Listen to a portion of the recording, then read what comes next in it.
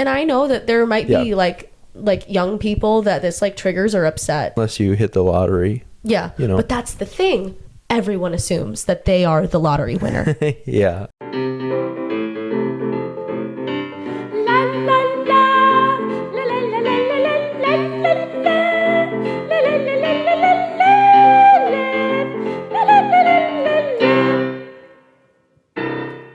Put your head up. Pick your head up, queen. Put your crown back on. Hi, guys. Oh my goodness. How's it going? Yeah, it's good. Good. How are you? I'm good. That's great. Closed the show. Yeah. Yeah. And it was fun. Closed the show. Yeah. Yeah. Yeah. And you're feeling good about it. Yeah. No PSD. Post-show depression. PTSD? Oh, PSD. Yeah, PSD. Yeah. I think I definitely did. I think You did have that's some. inevitable. Yeah. This is like a depthy sidebar, but like normalize PSD. Like what we do is really like dopaminergic, and so like when you have a dopaminergic high, like you will have a low when that's taken. Yeah. And I do think that should I've be had normalized. less recently. The last couple shows I've done, I haven't had PSD. Oh, good. I really didn't for Phantom. I really Really? didn't That for surprises Figaro. me. Yeah. No, I didn't for Phantom. I get maybe it would be more so if it wasn't concert. Well, Maybe it the just like, concert no, helped. it just like the high intensity of it. It was mostly relief. It's like you wear the mask, you can't crack, It's you sweaty. can't forget your words, Fuck. you know. So it was like it's a little bit less. Like I miss those people a lot, but actually like I'm sad because the thing's over. I don't have as much of that That's hard. recently. Yeah. I was looking at my calendar though, and I Mhm. was like scrolling through. I was like, Your packed calendar. I was like, hold on, I don't have anything. The very last week of June, I was like, I don't have anything. oh, the very last week of June?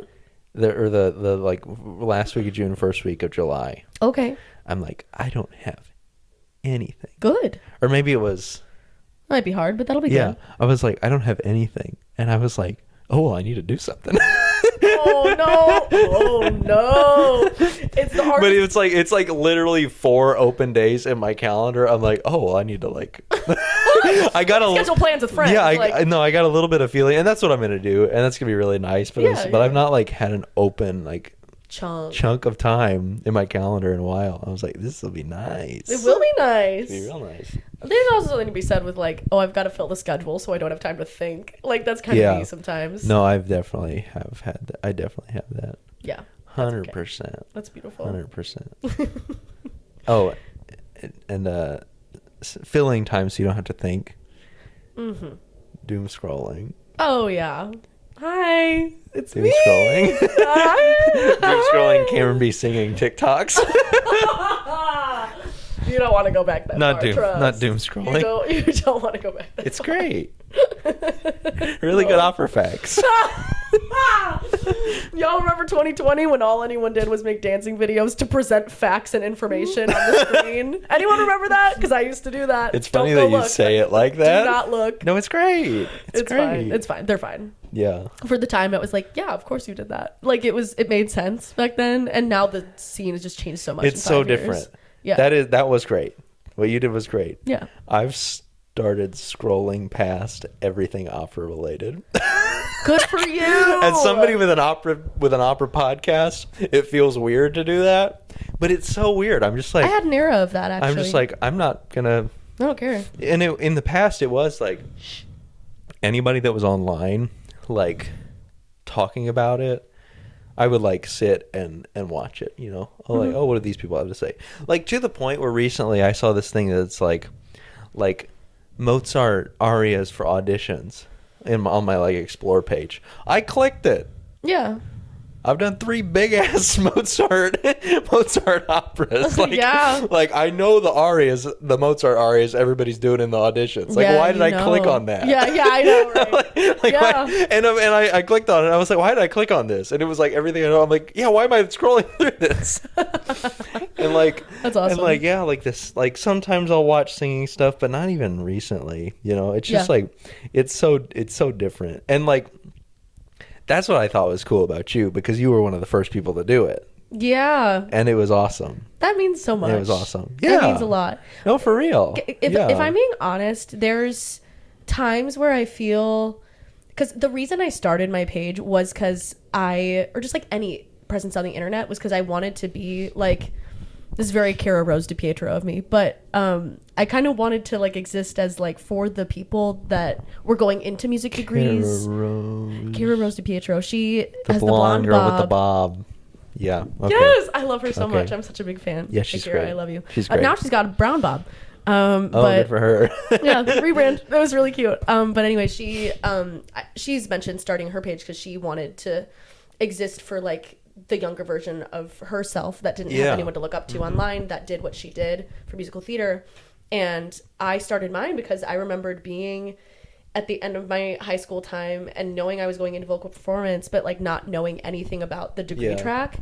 And so I was like, oh, well, I want to make videos that like would help them kind of know what to expect or like learn things about opera, because I didn't even know things about opera going into that degree. I'm so serious. And like I was like, oh, well, like maybe if I'm making things that will help like the general public learn things about opera, because I love opera, like that'll help the industry because I just care about it. And I think I kind of organically got a following of musicians, which was great. And so I was like, oh, well, what do like actual musicians want to see? And then I got all like convoluted and like, what do people want to see? Which like, who cares? Like, that's not my job to ask you guys. Like, that's my job to figure out. And it's fun to figure it out.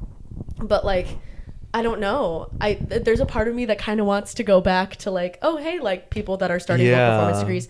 Here's like some things you wouldn't expect about like what they expect in auditions for opera. Like, where do you actually go for gigs? Because I was actually talking to a friend, and she was kind of made to feel dumb at like the institution that she went to. Like, she was like asking this other soprano like, hey, like, so like where do you get gigs and like where do you audition? And this like other soprano was like mean to her about it and was like, oh, you don't know already? Like, for real. Like, it sounds like it's out of a movie or a sitcom, but like genuinely she was like rude to her about it. And she's like, oh, well, like, I don't know, like I literally don't know, like I don't know. Yeah, and there's no reason for that. Right, whatever. But I'm like, oh, that's like a real thing that I didn't really grasp all of my how does the industry work stuff until grad school, because my undergrad was very insulated almost. It was very like, well, you like classical music, just like put on a recital, like perform in the general recitals and pick songs you like and rep that sounds fun for you. And you didn't necessarily learn much about the industry. I remember I kept pushing. Like, they would ask for feedback on what kind of courses do you want in the curriculum. You got a hair on the mic? Yeah, I'm sorry. It's like a lot. Cat hair? We're good. I don't know. Okay. Maybe. It doesn't matter. It's okay. okay. That's beautiful. We're set.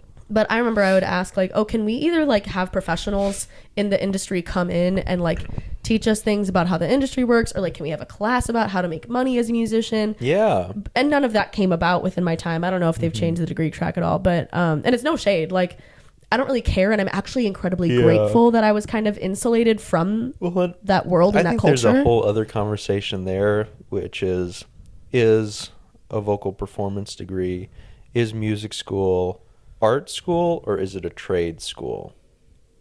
That is a great question. And I mean, we could go in forever with that. And I've sort of come to the opinion that it should be an art school and should be less about the actual trade. You should do the trade stuff on your own. Mm-hmm. But interesting. Yeah. There's been like some talk about what's the value of a music degree, and that's a whole other thing. I don't know how much you want to go down that. Oh, I know. I'm willing to breach it lightly enough to say this. Like, my mom was at like a family gathering, and she had like these like distant relatives or whatever. They were like, oh yeah, like our son, like he's getting into the arts and everything. Like, do you have any advice on how to get him out of that? You know? And oh, that's funny. How to get him out of that. Yeah. And my mom, she was like, I felt bad. I didn't quite like know what to say, because like obviously I supported you fully in doing what you want to do. I love you, Mom. Thank you for all your support. That's really funny. I love Julie Kidd. She's the best. But like, she's like, I didn't really know what to say. And I was like, do you actually like want to hear my thoughts on it? And she was like, yeah. So I like told her, I was like, I'm of the belief that like, of course, like in American culture, it's like you go to school to get a degree that will make you money. And that's like, of course, like a valid thought for the most part. But there's another vein of thought that is, no matter what degree you get, the experience of going to school and gaining skills by going to school is valuable, no matter what degree track it is. Yeah, and I mean, even not valuable, just like I think it's like you go to trade school to get a job, you go to university to become a better person, become a more educated person, and that's it. And that's where I'm sort of like, what does music school fall on? Because like my school treats it a lot like a trade. Like we had an AGMA representative come into one of the classes, did all the resume shit. See, I wanted that. Yeah, and it's like, well, and I mean, part of my problem with that is like, I'm in my second year of my master's degree. I have all this stuff now. Yeah. You know, like if you don't by now, it's like. Oh, you're talking in your master's. I thought you were talking at your undergrad. No, like, no. Oh my God, really? No, my undergrad was. Oh well, then our experiences were very similar. Definitely for grad school. My undergrad was definitely a trade school because I got a music ed degree, and it felt like that. Like it felt like these are the skills that you need for the job, and you'll get a job at the end of it. You know, and there's value to both, but it makes a big difference how you think about it. Yes, there's like, but even. Like, let's like hop out of the music thing for a second. Like, say you go to trade school, say you go to university, no matter what it is that you've decided to study, you will gain skills. And I'm talking like whatever the skills are for life through whatever you're doing. And it's not even about like, oh, you've gone to like go do this like specific set of education. It's like you come out of I'll hop back into the music degree. You come out of an acting degree, you come out of a theater degree, you come out of a music degree with like insane like public speaking skills almost, or like these certain social skills of like, oh, you have to show up on time to rehearsal, or like be getting used to like a more time demanding schedule, like expectations of collaborating with one. I would say the biggest skill you get out of a music degree is like collaboration, big time, because and you get experience and skills out of whatever you do. That's what I'm saying, you know, and that's the value of the degree. It all makes you hireable for whatever you want to do. I mean, I know certain skills are like, maybe, like marketing, like, you need the marketing degree, whatever. Right. But I think that is the value of the degree, because if you look at percentages of like people that are getting hired, regardless of what the degree type is, theater people stay booked and employed. Music people stay booked and employed when it comes to like making an income. Like, we're usually very desirable candidates for hiring. So for people to say like, well, there's no point in going to music school. Like, what a waste of money. What a waste of a degree. It's not, because you've given your child the autonomy to decide what they wanted to study for 4 years. And you understood, oh, them deciding to dedicate themselves to anything is a valuable pursuit that will ultimately get them hired for anything they want to do. Yeah. So that's kind of my thought on it. And maybe there's like a privileged like thought to that too. I understand there are certain parents that have the thought, like, there are certain things I want for my child, and they've made sacrifices to come to this country or whatever it is, but it's dependent on whoever you're talking to. Yeah, I mean, I think now it's like one of my best friends, one of the best friends that I went to kindergarten with all the way through college, like, he got a economics degree and something else. It was another like a double major. It was like something like mathematics or something. Like it was just two things that are like, yeah, that's like, you hear that and you're like, yeah, that's something that'll get you a job. It was like economics and something else. It might have been political science. I don't remember. But and you know, he had a hard time finding a job, and he told me, it's like, you know, the whole thing was like, they cut a lot of the internships because of all the stuff with the government. And like, you know, I'm not going to get into all that, but he was like having a hard time, and he just now found a job, you know, a couple or like something that's like salaried. Yeah. But it's like, you know, he had just as much of a hard time as I did with a music degree, you know. So like, I think the landscape of all of it now is like where you have to be like, you have to really ask yourself, am I getting a degree that's going to give me a job out of this? If yes, then that's cool. Like, you'll get that, and you'll get the experience of all those soft skills and stuff you said. Or am I getting a degree that is about giving me the time and the tools to explore this thing that I really love and become a more well-rounded person. Yep. And both those are super valuable, but it's like, I think that is the question that people get high schoolers need to consider. I certainly was not. Because and like I mean, I wasn't really thinking a whole lot. I was just like, I like to sing, and and I wanted to spend more time doing it. It's like I like to sing, and I looked at all the people who like to sing, and they in my little town, and they were all music teachers. So that's what I did, and luckily I love teaching. Luckily that's my truth. Yeah.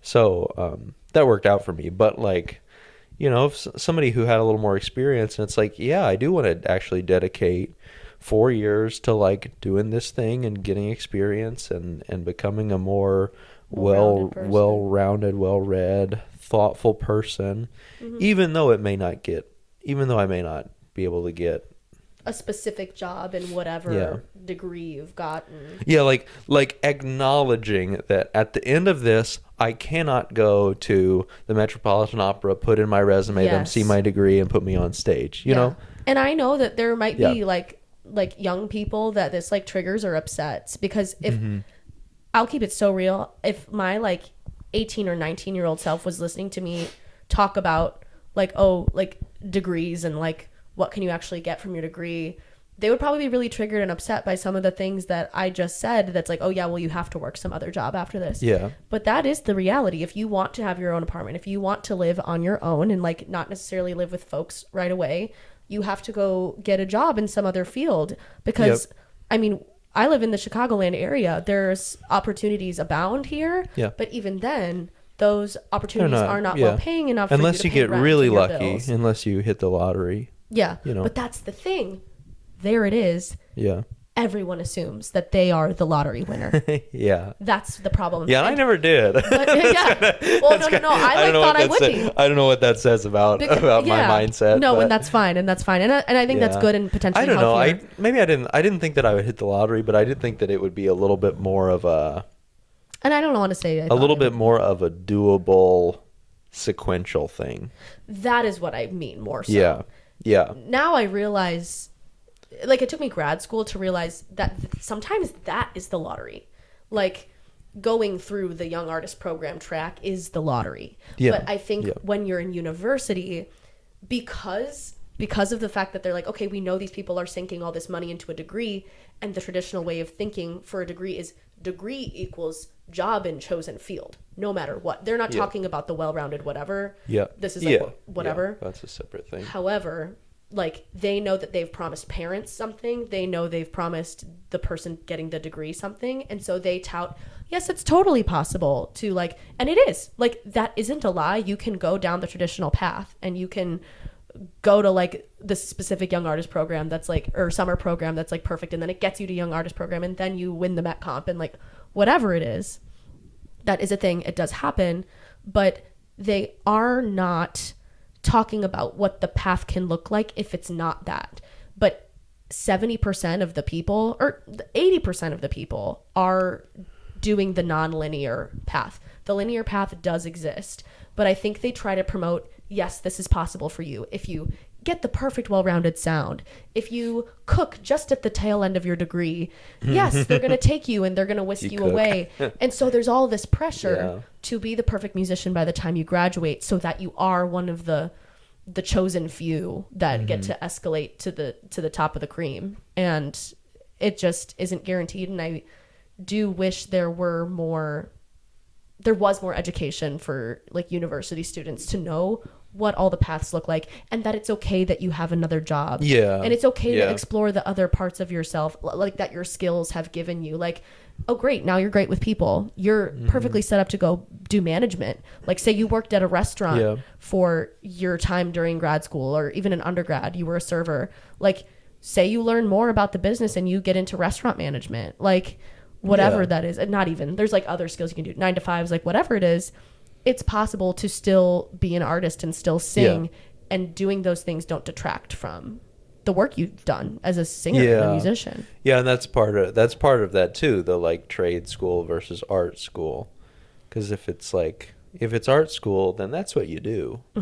if it's trade school, it's like, let's get you ready to do that sequential thing. Yeah. You know, and I think it's more valuable. I'm sort of coming around to the other side. It's like, you know, I'm almost like, I would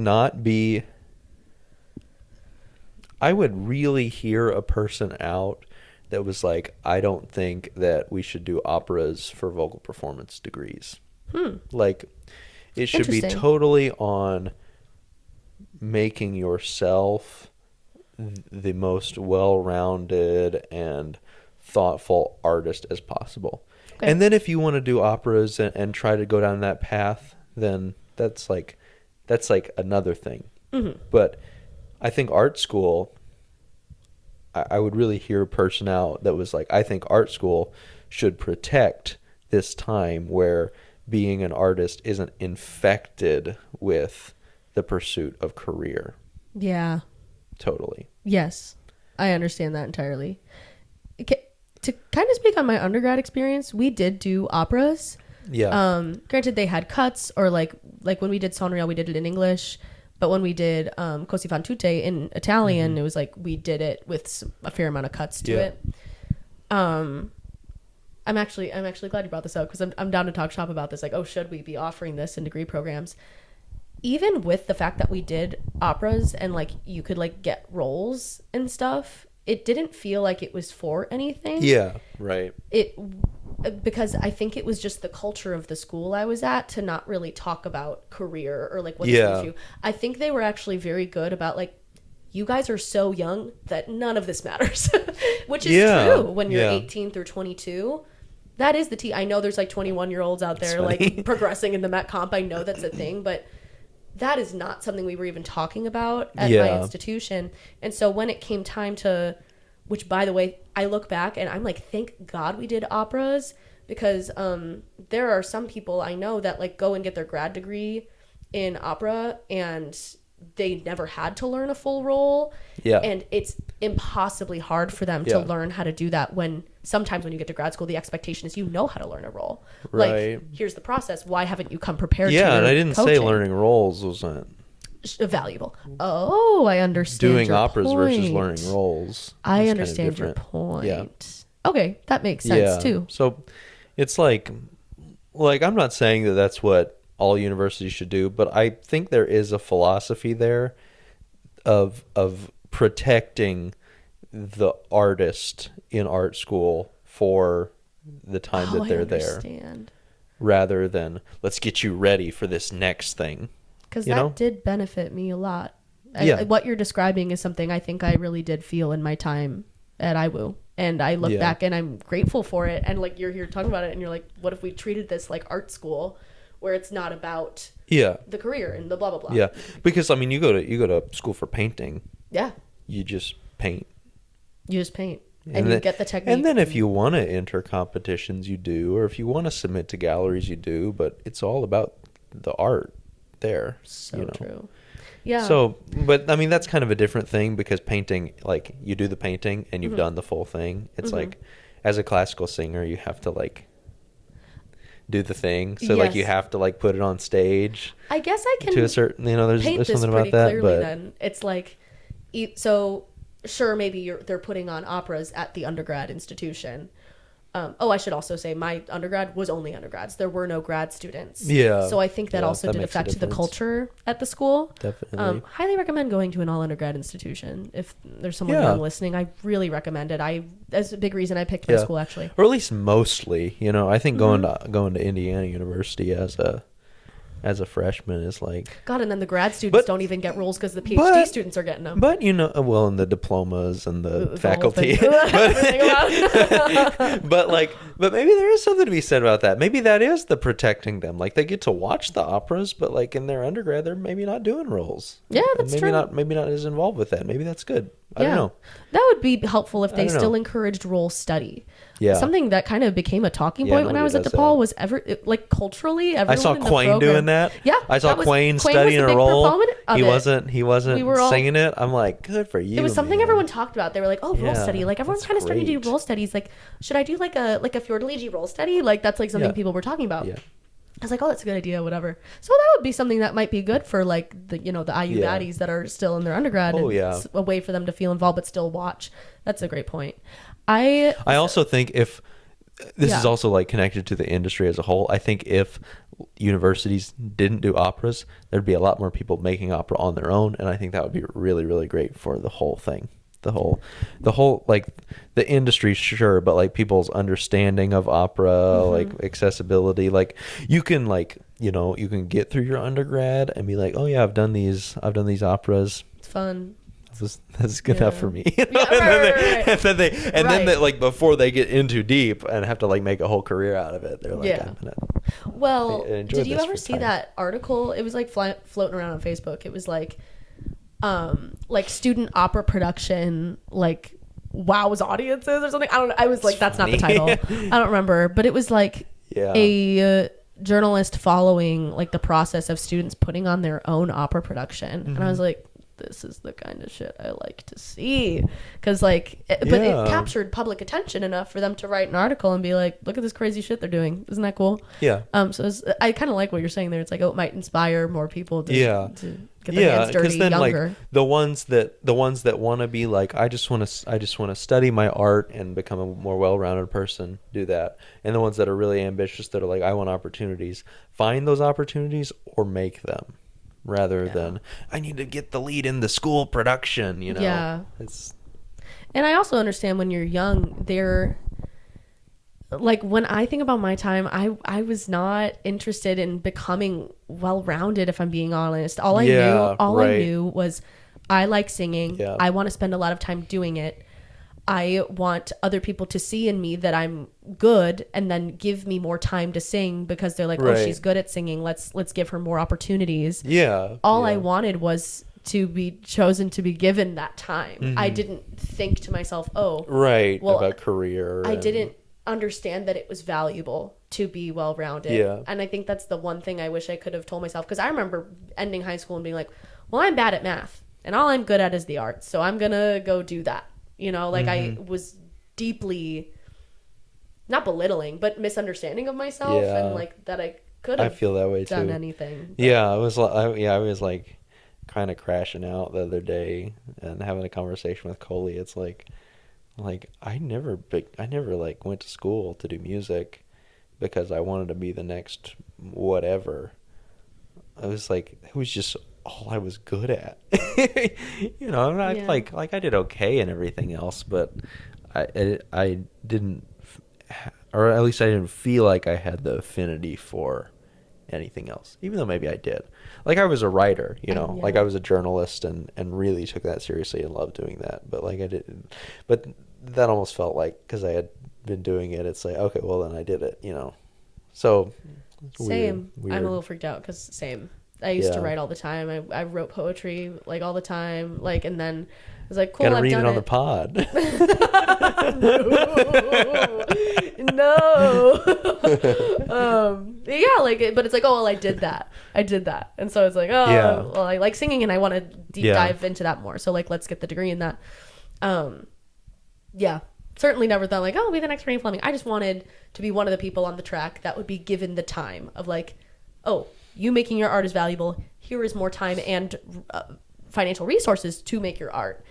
Everybody's talking about Timothée Chalamet. I think we moved on from Renee Fleming too quick.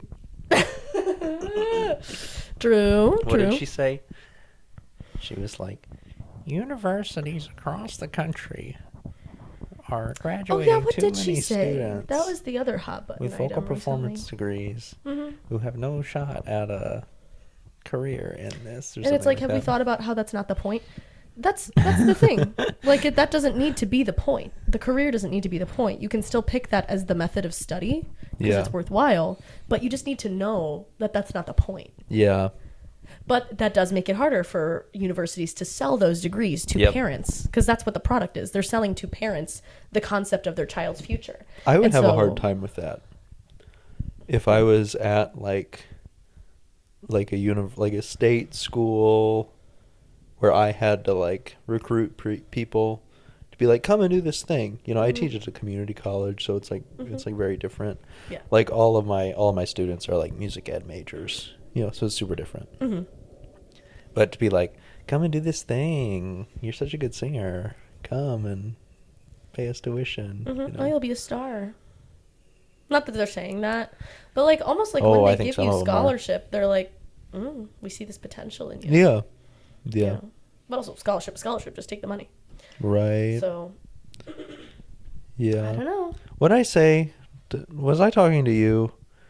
Where it's like somebody needs to tell them to stop. It's like somebody needs to tell them, but nobody should. Did I say that to you, or was I talking to somebody else?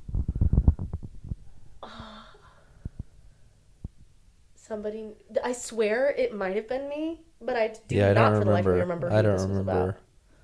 I do not. I don't know. I don't remember. I don't think it was about anybody specifically, but just like people that are just like obviously not. I'm not talking about like, oh well, they have this like they're like, well, they have this, so they're not. I'm like people that are like, you know, you're having a really hard time matching pitch. Why are you in a master's program? You know, I understand. I understand. It's like somebody. It is tea that universities. Somebody should say it. Take advantage.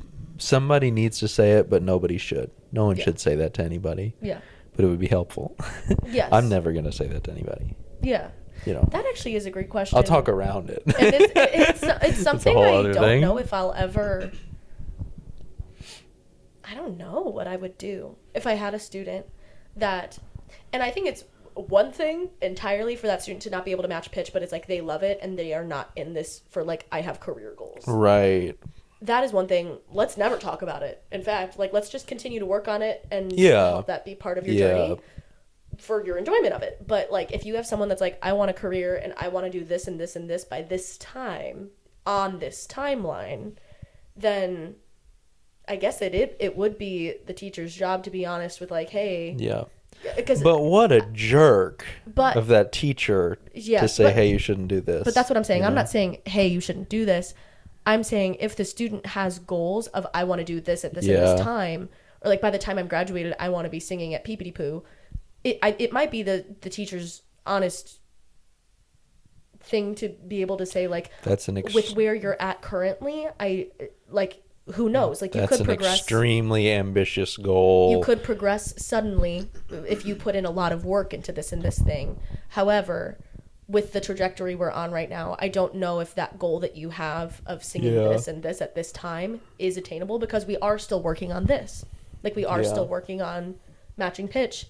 And like, it's really exciting to have those goals, but I don't think it's fair for you to be putting on yourself the timeline of when you get those things done. Like you deserve honesty with yourself about where you're currently at. And it's okay that you're where you're at. It's important for the teacher to not shame or say, maybe it is definitely not the teacher's job to say you shouldn't be doing this at all. I do think that maybe that isn't fair, but you can totally frame it as like a timeline thing of like, you should be fair to yourself and like give yourself time to get where you want to go. And nothing is too late to do at any age, but be honest that you might be a certain age depending on how much work you put into the things we're talking about doing in lessons.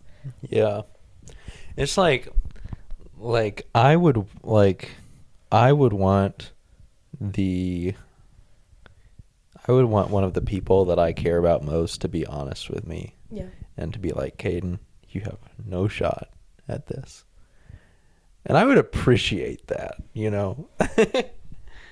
But I don't know. My goals are also different because I'm not like trying to be not really trying to be like a full-time singer, and that'd be my whole thing at this moment.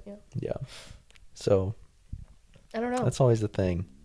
Well, it's not even a question. What the question is like the kids that are getting accepted into degree programs, and I think it's also hard to be like, how dare universities like let these people in that like have no shot. And it's like, well, when you're a university, and that was sort of the Renee Fleming argument. It's about learning, as I understood it. It's about learning. If they're gonna pay you to teach them, like why wouldn't you teach them?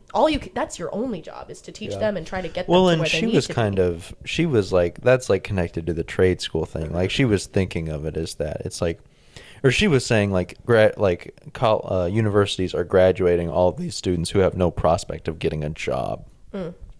And the counter argument to that I understood a lot of people making was, it's not about getting a job. Yes. And I think they're both sides of that argument is really valid, but only one side will fix that problem. You know, like it is a problem.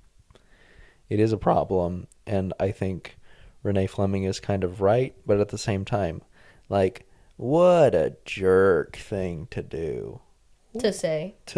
Yeah. I don't think it's anyone's place to say you shouldn't do this. Because not even to say, but not even like kind of that, but more of like why does XYZ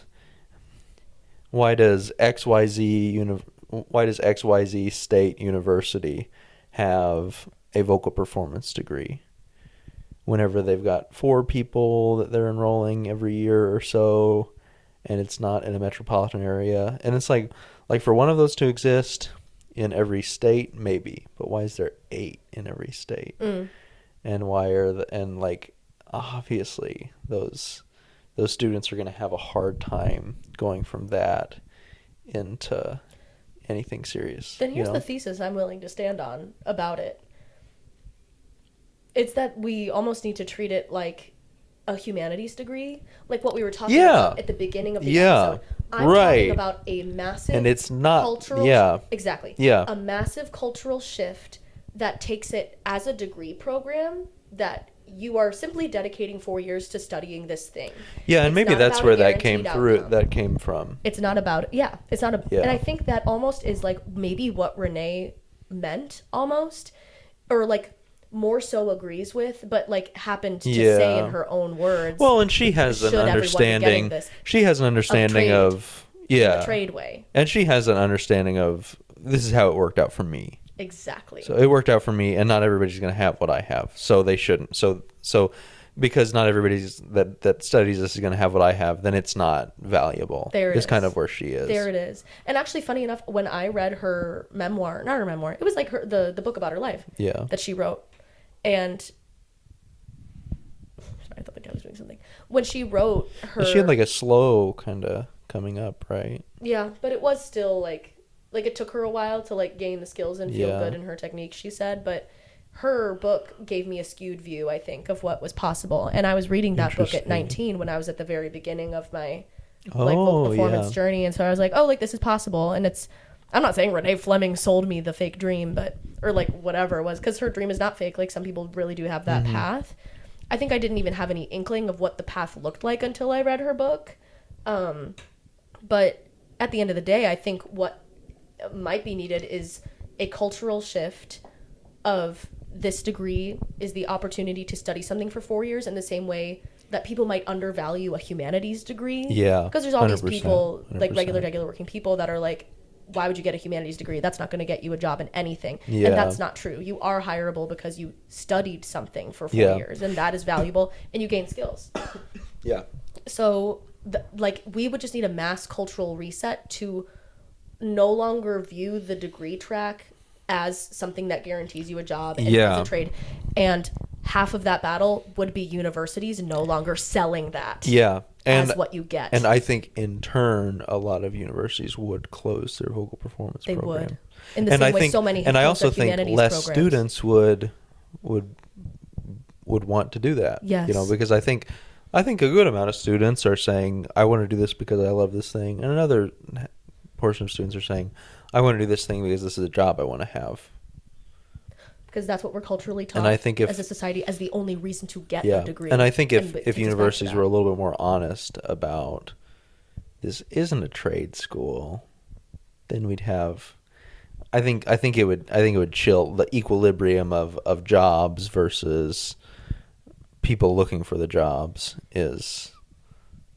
would even out a little bit. Yeah, it could. Yeah. Because a lot of people get degrees solely for the money. And that's more of a cultural, how are we thinking about the value of a degree in the United States? Yeah. That would butt up against it, which is all the more reason universities aren't framing it or selling it or marketing it that way. Yeah. It's not, they think it is not marketable. I also think classical music is appealing. This is almost a whole other thing, is appealing to people.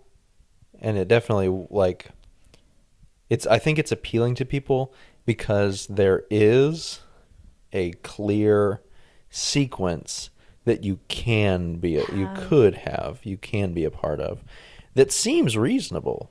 Like it seems like, oh yeah, it's reasonable that, you know, if you're the best person in your high school, and then you're the best person in your college, and then you're the best person in your master's, then maybe I'll have this. Then oh yeah, then I can get in one of the small yaps, and then I can get into one of the medium size, and then I can get into one of the bigger size, you know.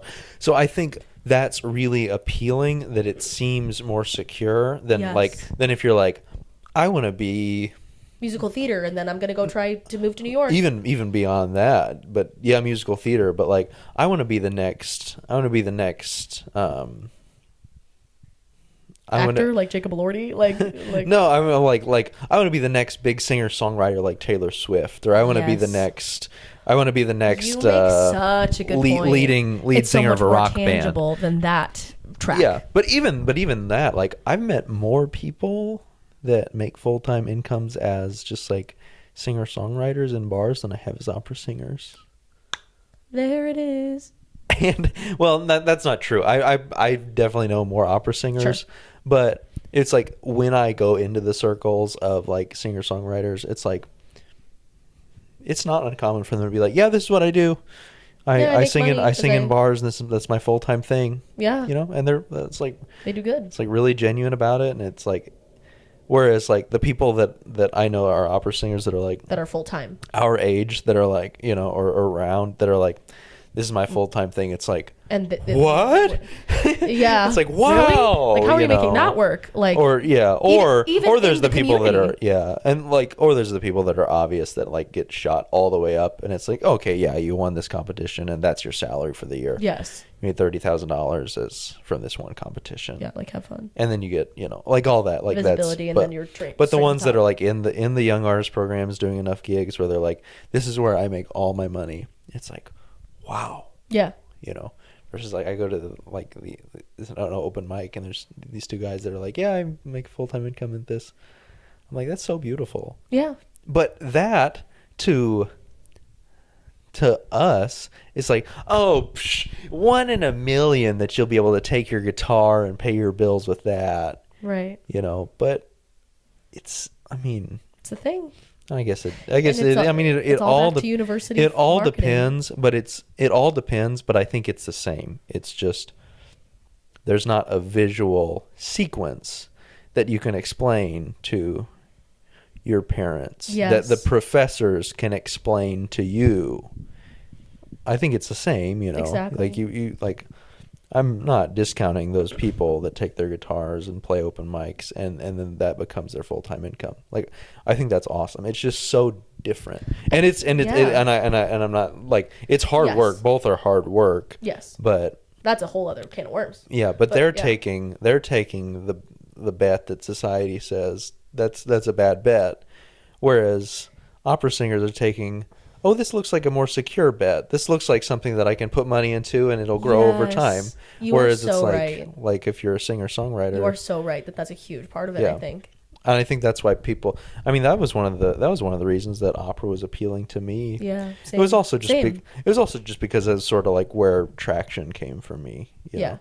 But that was through the system. It was through traction through the system. The university that I went to the master's program, or to the young artist programs that I've done, to the master's program, to community, you know, whatever. I think part of it, smaller things too, is like, oh yes, there's something you can explain to your parents about, like, oh, like this is the track that can occur. I think it's also a difference in opera. It's framed like, oh, there are these institutions that are set up to take care of you, and there's these several wells of institutions that you can, that are safe for at least a time period. Yes, where you're stable for a time period. And that's not a thing for the singer-songwriter. That's viewed as like the riskier bet because you are doing it all on your own. It is entirely freelancing, but I guess it is a gamble on like, oh, will my kid have the chutzpah to like truly learn how to pay their bills with their guitar? You know what I mean? Yeah. Whereas if there's these external institutions that they know their kid can one day, when they're old enough, tap into and apply for and audition for, it's like, oh, there's higher powers at be that will. And that's part of that thing we talked about earlier. You kind of can walk in and say, here's my resume. you kind of can. Yeah. Like you have to sing for them, sure. Yeah. But you can't do that as a singer-songwriter or as a lead singer of a rock band or rapper or whatever. Yeah, you just pull up and do the thing. It's crazy out there. But you make it happen, and I think there's a way to find happiness in whichever route you fall in. It's either you are on that track or you are somewhere in between where you live in a metropolitan area and you take the gigs that make sense to you at the time. And some try to do it full time based on what's around. Like maybe you have a Chicago Symphony Orchestra around you. Maybe you have a like a Chicago Lyric chorus around you and you magically get one of those wonderful gigs and you make your full-time living that way. Or like there are, but even those people are 1 in a million. They're all realtors. Yes. Well, not good even for them. Good for them. Yeah, that's great. What that's I'm awesome. That you live in the metropolitan area and you have another job and you do that thing. Or there's like, maybe you live in a more rural area and you occasionally make it out to auditions once in a while. And like maybe every so often you try to breach into something more like what it is like to live in a metropolitan area and like do those things every now and again. Or you live in a rural area and you enjoy it as a hobby. Or you teach. Or like there is that whole other pipeline of like, I went and got this degree and now I teach and teach it to others and see who else is interested in enjoying it. And they're all valid. I think I just was not given every sample of what life could look like, or you kind of become in denial. Like for me, I never really thought teaching was something I would be interested in. Yeah. I was always like, oh, well, I'm in this because I like performing and I like music, not necessarily imparting that onto others. Like, I could. It's a whole thing. There's a whole other passion to that. Yeah, and some people have it, some people don't. But I think it's also really sold as like, oh, and this is the backup, like for the parent selling of it too. It's like, oh, and they can make so much money doing this. Can't be. It can't. Like as somebody that does love teaching, it's like if you are a great singer and you don't like teaching, you're going to be a bad teacher. Yes. If you love teaching and you're a bad singer, you're going to be a bad teacher. Yeah. I think you have to be both. I think you have to have both to do it for a long term. To do it in the short term, like, but to like say I'm going to go in every day or I'm going to make a sizable chunk of my living teaching.